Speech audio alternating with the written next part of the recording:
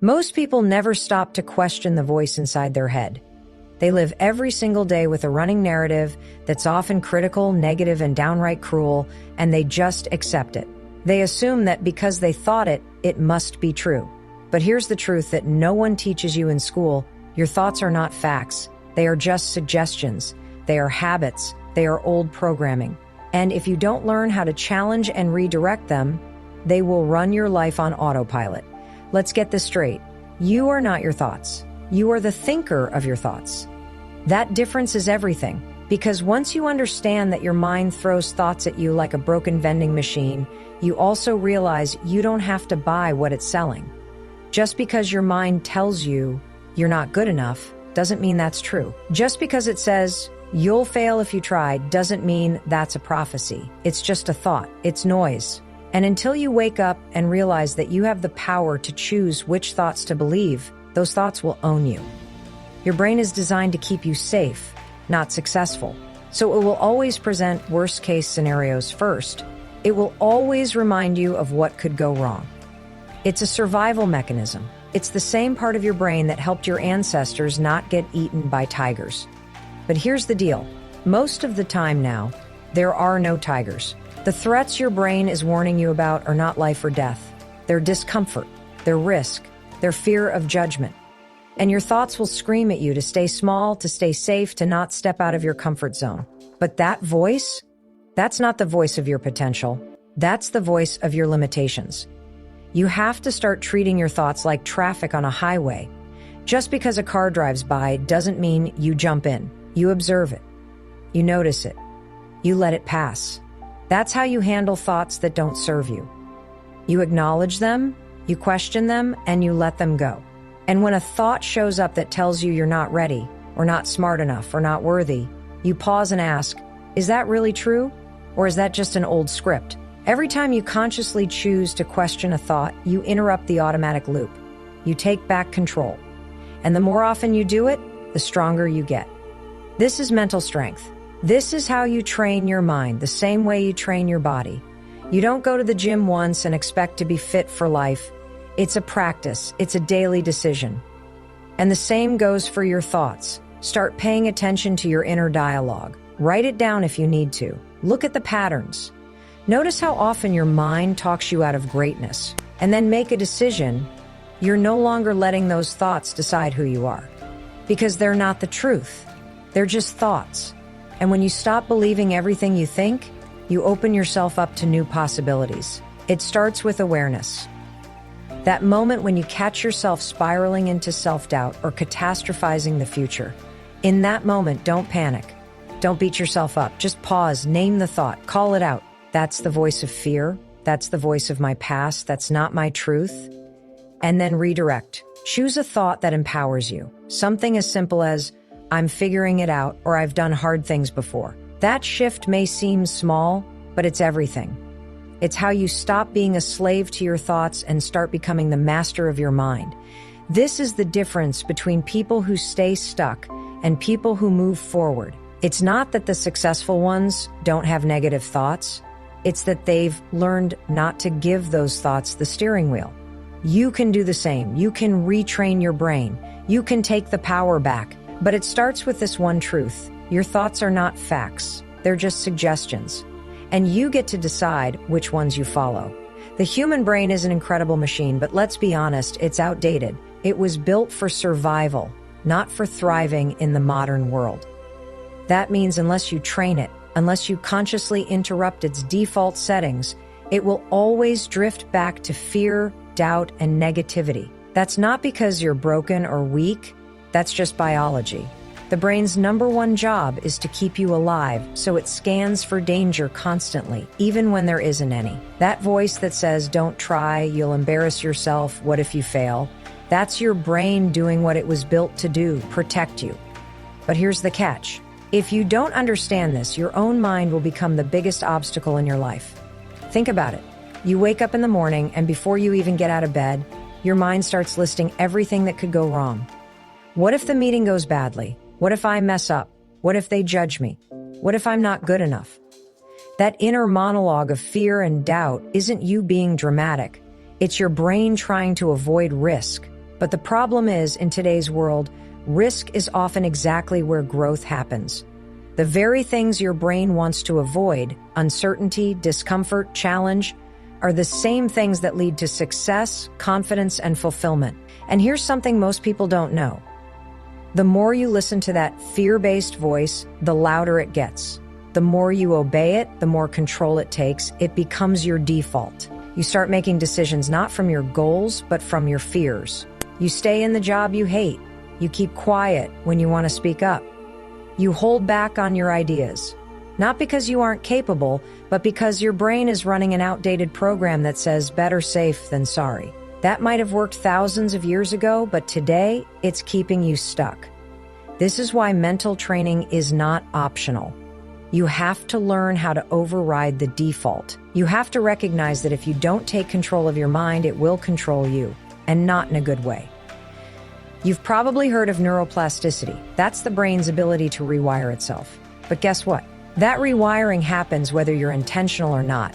If you constantly feed your brain fear, doubt, and excuses, it will strengthen those neural pathways. But if you start feeding it courage, focus, and action, it will build new ones. This is science. This is real. So how do you start rewiring? You start small. You start by catching yourself in the act. When you hear that voice saying, I can't, stop and ask, is this fear talking or is this my truth? When your brain throws a worst-case scenario at you, pause and counter it with a best-case scenario. Your brain isn't going to like it at first. It's going to resist. That's okay. You're breaking an old pattern. It takes repetition. It takes consistency. But over time, something powerful starts to happen. Your new thoughts become stronger than your old fears. You also have to understand the role of environment. What you consume matters. If you're constantly surrounded by negativity, whether it's people, media, or even your own self-talk, your brain absorbs that. It becomes your mental diet. Just like you wouldn't eat junk food every day and expect to feel amazing, you can't consume negativity all day and expect your mind to be sharp and confident. Protect your inputs. Feed your brain things that build you up, not tear you down. And finally, don't wait until you feel confident. That's another trap. Your brain wants you to wait until the fear is gone before you act, but confidence is a result, not a prerequisite. You build confidence by doing the scary thing, by proving to your brain that you can handle it. Every time you act in spite of fear, you shrink its power.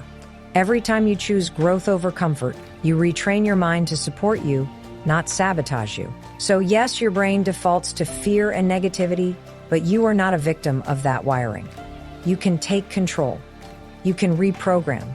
You can build a mindset that serves your goals instead of your fears. It's not magic, it's work. But it's the kind of work that transforms lives. Master your mind and you change everything. Every single thought you repeat becomes a thread in the fabric of your identity. That voice that says, I'm not good enough, I'll never succeed, I don't belong, it doesn't just stay a thought. When repeated, it turns into a belief. And those beliefs start defining who you think you are. Most people don't realize they're walking around living out a story that was built from thoughts they didn't choose and beliefs they never questioned. The identity you carry today is likely the result of patterns you've repeated for years. And if you don't break those patterns, they will keep shaping your future. When you tell yourself, I always procrastinate, guess what happens? You start acting in ways that align with that identity. Your mind looks for proof to back it up. See, I didn't start today either. That's just who I am. And over time, it becomes more than a behavior. It becomes a label. And the moment something becomes part of your identity, it becomes harder to change. Not because it's permanent, but because you believe it is. But here's the truth. Identity is fluid. It's not carved in stone. It's shaped by the thoughts you choose to believe and the actions you choose to take. Let's break this down. The cycle starts with a thought. Maybe it's negative. Maybe it's self-critical. You don't catch it. You don't challenge it, you just accept it. Then you repeat it. The thought becomes a pattern. The pattern becomes a belief. And the belief becomes your identity. I'm not disciplined. I'm not confident. I'm not a leader. None of these started as truths. They started as unchecked thoughts. But once they take root, they start running the show. You begin filtering every experience through that lens. Even when you succeed, your brain dismisses it. That was just luck. Because your identity isn't wired to see success as consistent with who you are. This is why mastering your thoughts is more than just about thinking positively. It's about rewriting the script of who you believe you are. And that starts with catching the patterns. Start noticing the statements you make about yourself. How often do you say, "I'm always like this," or "I never do that"? That's your identity talking. And if it's based on fear, failure, or past wounds, you're building a future based on a version of you that no longer needs to exist. You have the power to rewrite it, but it takes effort. It takes awareness. It takes interrupting those moments when the old identity wants to take control. You have to be willing to say, "No, that's not me anymore." Even if it feels fake at first, even if it's uncomfortable, because the truth is, you can act your way into a new identity. Start showing up as the person you want to become. Start thinking like them, speaking like them, making decisions like them. It's not about faking it. It's about aligning your actions with your potential, not your past. Let's say you've always believed you're not a confident person. That belief came from years of hesitating, holding back, staying quiet. But what if you flipped the script? What if you said, "I'm learning to be confident," and then you took one small action in that direction every day? Raise your hand in the meeting. Speak up when it's uncomfortable. Those little actions send new data to your brain. And over time, your brain rewires itself to match the new story. Your thoughts change, your patterns change, and eventually your identity changes too. This is how transformation really happens, not by waiting for confidence to magically appear, but by changing the internal story one thought, one action at a time. Your brain will resist. It will tell you this isn't you. That's okay. It's just unfamiliar. You're not losing yourself. You're shedding the layers that no longer fit. The real you is underneath all that noise, waiting to emerge. So remember this, you are not stuck. You are not your past. You are the author of your identity, and your thoughts are the pen. If you want to change your life, start by changing the way you think about yourself. Speak to yourself like someone worth believing in. Choose thoughts that support who you're becoming, not who you've been. Because when you rewrite your inner story, everything else in your life starts to align with it. That's the power of mastering your thoughts before they master you. Awareness without action is just observation. You can read every book, listen to every podcast, and fill your journal with insights. But until you take real, deliberate action to change your thoughts in real time, nothing actually shifts. Awareness is the first step. It's the moment you recognize a negative thought, a limiting belief, or a toxic pattern. But mastery begins the moment you do something about it. Because in that instant, where you catch yourself spiraling into self-doubt or fear, and you choose to interrupt it instead of feeding it, that's when transformation happens. Let's be clear, your thoughts don't control you unless you allow them to. They only have power when you believe them, engage with them, or act according to them. So the key isn't just noticing your thoughts, it's learning how to shift them. This is where the real work begins. You have to build the habit of replacing old mental loops with new intentional ones. And it's not going to happen once and be over. This is a daily practice because your brain will default to what's familiar unless you train it to do something different. So how do you take action in the moment? Start with what I call a pattern interrupt. That means when a thought shows up like, "I'm going to mess this up," or "no one cares what I have to say," you don't just let it sit there and echo. You call it out. You literally say, "That's not helpful." You might snap your fingers, stand up, or physically move. Do something to break the flow. You're disrupting the neural pathway. Then immediately replace that thought with something empowering, even if you don't believe it 100% yet. Say, "I'm learning and growing." Say, "I've done hard things before and I can do this." These are not just feel-good mantras, they're rewiring statements.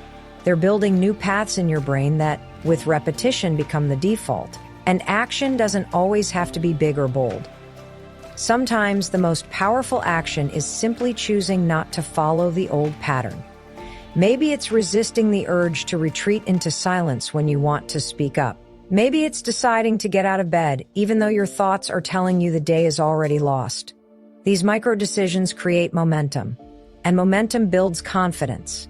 It's important to understand that your brain learns through evidence. So every time you act against your old thoughts, you provide proof to yourself that you're changing. Your brain starts to recognize, wait a minute, we didn't fall apart when we spoke up. We survived, we grew, and slowly, those new actions start to reshape your beliefs.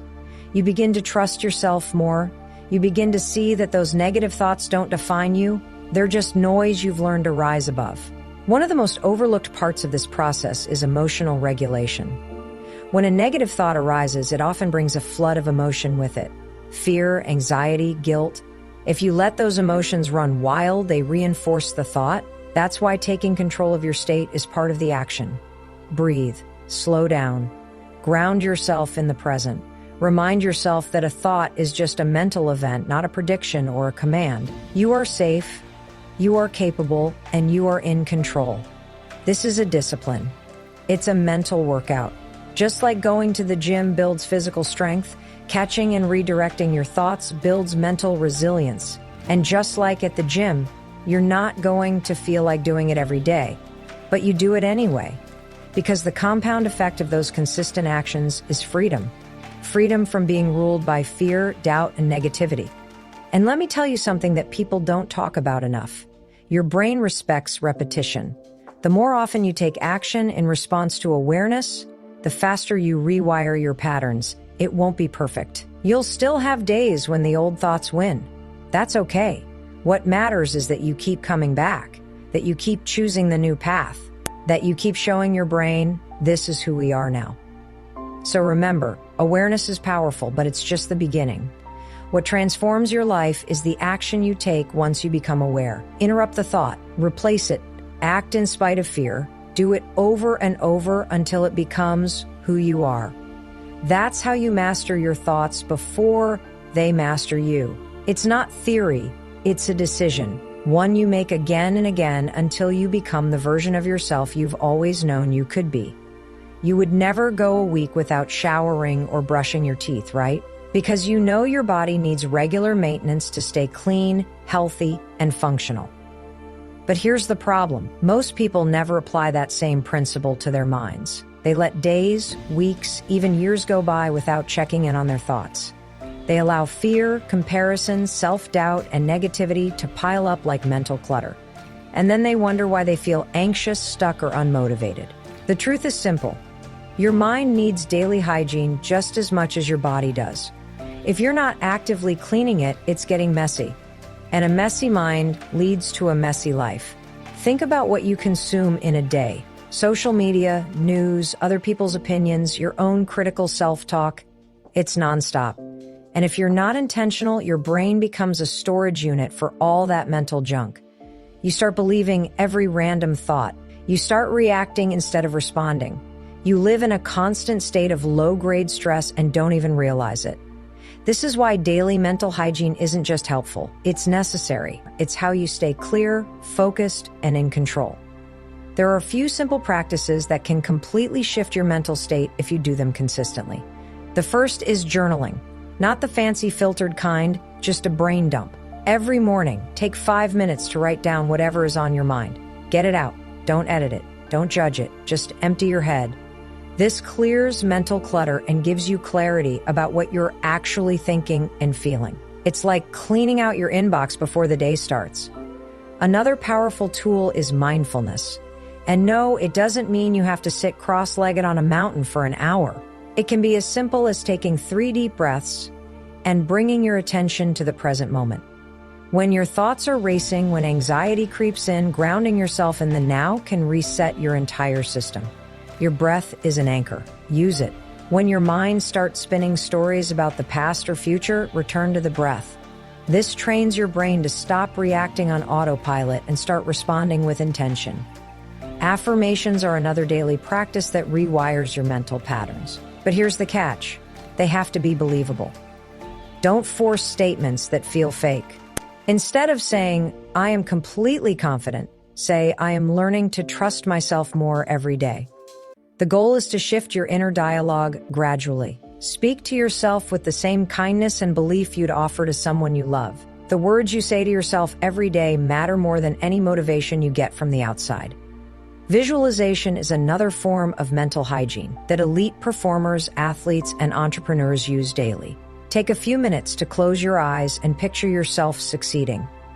Imagine how it feels to finish the project, make the move, speak with confidence. Your brain doesn't know the difference between a real experience and a vividly imagined one.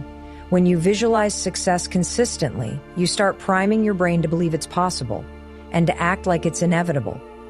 All of these tools, journaling, mindfulness, affirmations, visualization, are simple.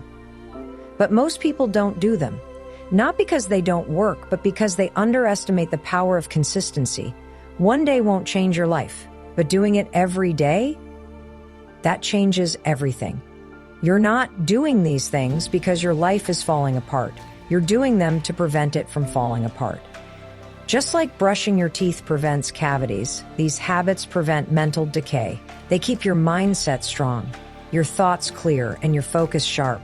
And here's something most people don't realize: when your mind is clean, you make better decisions, you show up differently, you speak with more confidence, you create from a place of purpose, not pressure. You stop reacting from fear and start responding from strength. That's the power of mental hygiene. It doesn't just make you feel better, it makes you be better. So stop waiting for the breakdown to start taking care of your mind. Don't treat self-care as an emergency response. Make it a daily ritual. 5 to 10 minutes a day is all it takes. It's not about being perfect. It's about staying consistent, because your thoughts shape your reality. And if you want a powerful, focused, unstoppable life, it starts with cleaning up the one place where it all begins: your mind. Master your mental hygiene, and you master your potential every single day.